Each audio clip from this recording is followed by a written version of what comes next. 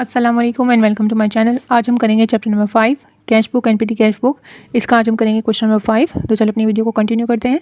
यहाँ पे बैलेंस दिया गया है आपको कैश का 40,000 और बैलेंस ऑफ बैंक दिया हुआ है, यानी ओवरड्राफ्ट दिया हुआ है। बैंक लोन दिया हुआ है 1 लाख रुपीज़ का। बैंक लोन क्या है? जो बैंक अपने कस्टमर को देता है, यानी बैंक ने किसको दिया है? अहमद को दिया हुआ है। ठीक है, अब यहाँ पे देखें रिसीव फॉर कैश सेल्स, ये रिसिप्ट साइड पे जाएगा। आपका जो रिसीव होगा वो रिसिप्ट साइड पे जाएगा। ठीक है, यहाँ पे भी रिसिप्ट साइड पे ये ट्रांजैक्शन जाएगी और ये किस पे जाएगी? ये भी रिसिप्ट पे जाएगी। ठीक है, और ये पेड है तो ये पेमेंट साइड पे जाएगी। बाकी ये दोनों भी पेमेंट साइड पे जाएंगी। और पर्सनल यूज़ के लिए है तो उसकी कॉन्ट्रा नहीं बनेगी, मैंने आपको बताया था। और ऑफिस यूज़ है तो उसके लिए कॉन्ट्रा बनेगी। ठीक है, आप पहले से मार्किंग कर लो कि कौन सी रिसिप्ट में जाएंगी और कौन सी पेमेंट में जाएंगी, तो आपके लिए आसानी हो जाएगी। और इसमें क्या किया है, क्या मांगा है हमसे? कहा है कि enter the opening balances on January 1, 2001 and to record the transactions in the 3 columns cash book. फिर बैलेंस करके दिखाएं इसको। ठीक है, फिर इसके 3 अकाउंट्स बनाने हैं, सेल्स डिस्काउंट के और परचेज डिस्काउंट के। ठीक है, अब यहाँ पर देखें 2001 को बैलेंस जनवरी 1 को आपको दिया हुआ है। बैलेंस ब्रॉड डाउन दिया हुआ है 40,000 और यहाँ पे बैंक का नेगेटिव बैलेंस दिखा रहे थे ना, ब्रैकेट में था, इसका मतलब नेगेटिव बैलेंस था यानी। तो यहाँ पे बैलेंस ब्रॉड डाउन बैंक का हम यहाँ लिखेंगे 1 लाख रुपीज़। ठीक है, फिर क्या हो रहा है जनवरी 1 को, क्या हो रहा है कि सेल्स हुई हैं। सेल्स कहाँ हुई हैं? कैश सेल्स हुई हैं, तो इसलिए 60,000 हमारे पास आ गए। ठीक है, और हमने इसके बाद लिखा सेल्स, लिखा पर्टिकुलर्स में। ठीक है, कैश सेल्स हुई हैं। जनवरी 3 को क्या हो रहा है? अकाउंट रिसीवेबल हुआ है मिस्टर बशीर का। ठीक है, तो कितनी सेटलमेंट हुई थी? पीछे हम देखते हैं अभी कितना हुआ था। 16,000 की सेटलमेंट हुई थी। 15,000 का उन्होंने चेक बना के दिया था और 1,000 जो है वो सेल्स डिस्काउंट आया था। देखिए इस तरीके से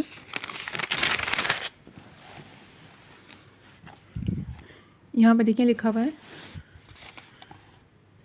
receive a check of rupees 15,000 from A. Bashir deposit into the bank. Abdul Bashir deposit into the bank and allowed him discount and settle account of his 16,000. ठीक है, तो उसने चेक इशू 15,000 का किया है, सेटलमेंट 16,000 का हुई है, तो इसका मतलब सेल्स डिस्काउंट कितना हुआ?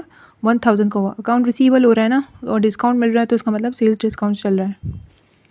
इसके बाद वाली ट्रांजेक्शन आप देखो, mister Ali settle his account of rupees 18,000 and after a discount of rupees 3,000 and allowed by Mr. Ahmed,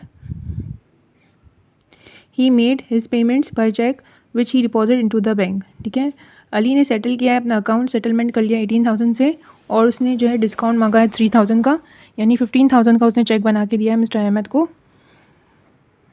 ठीक है, और वो जो अमाउंट है वो उसने जो चेक था वो डिपॉजिट करवा दिया उसी वक्त। ठीक है, तो इसकी क्या, इसका आप क्या करोगे कि क्या आया बैंक में, आप क्या आए होंगे, कितने आएंगे? 15,000, 3,000 सेल्स डिस्काउंट हुआ होगा। ठीक है, देखिए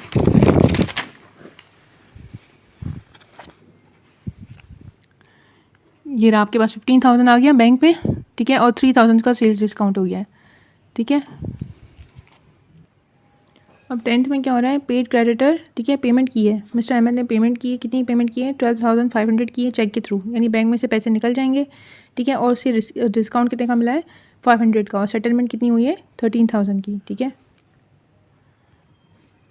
अब यहाँ पर आप देखें ये ट्रांजेक्शन 500 का जो है वो डिस्काउंट आया, परचेज डिस्काउंट। ठीक है, पेमेंट होती है तो और सेटलमेंट होती है और डिस्काउंट मिलता है तो परचेज डिस्काउंट कहलाता है।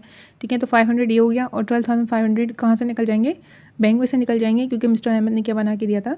चेक बना के दिया था, तो वो रिकॉर्ड करेंगे कि बैंक में से 12,500 निकल जाएंगे। अब paid cheque into the bank आएगा या डिपॉजिट इनटू द बैंक आएगा, सेम चीज़ है। ठीक है, तो उसकी काउंटर एंट्री बनेगी। तो 17 को आपने क्या रिकॉर्ड किया? कैश कहाँ चला गया?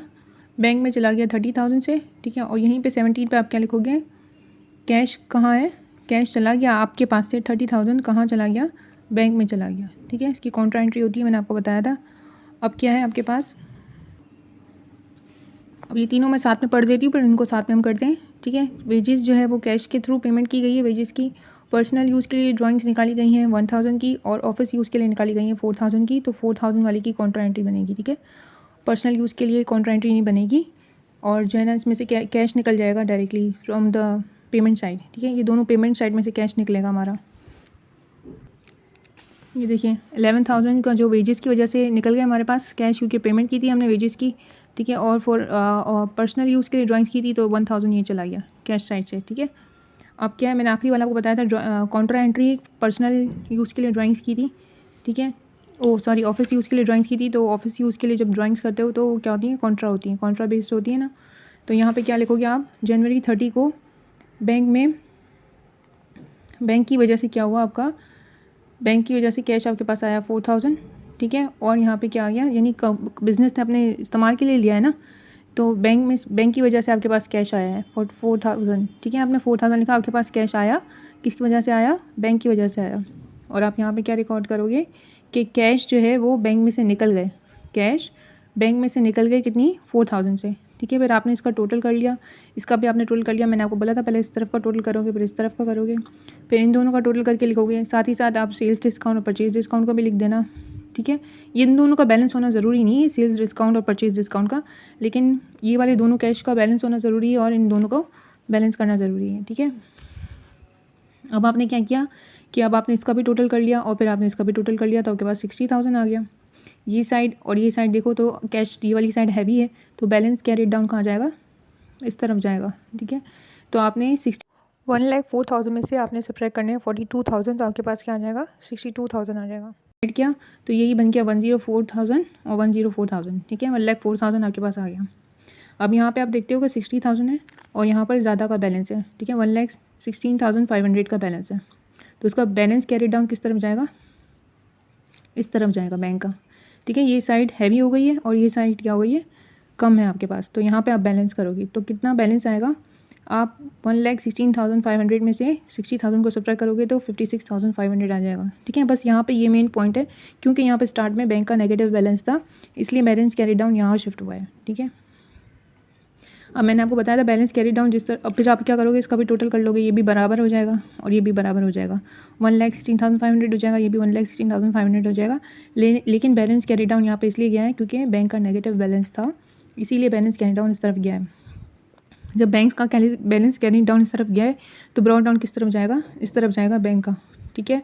और कैश का बैलेंस कैरी डाउन इस तरफ गया है तो कैश का ब्रॉड डाउन किस तरफ जाएगा, इस तरफ जाएगा। यानी स्टिल जो बैंक है वो अभी भी आपका क्या है, नेगेटिव बैलेंस दिखा रहा है, जो कि अमाउंट कितनी है, 56,500 है, ठीक है। अब यहाँ पे क्या है, यानी जब भी आप ओपनिंग लिखोगे February 1 को, तो आप लिखोगे बैंक किस साइड पे होगा, आपका क्रेडिट साइड पे होगा, डेबिट साइड पे नहीं होगा। अब यहाँ पे अपने टी अकाउंट बनाने हैं, सिंपल है।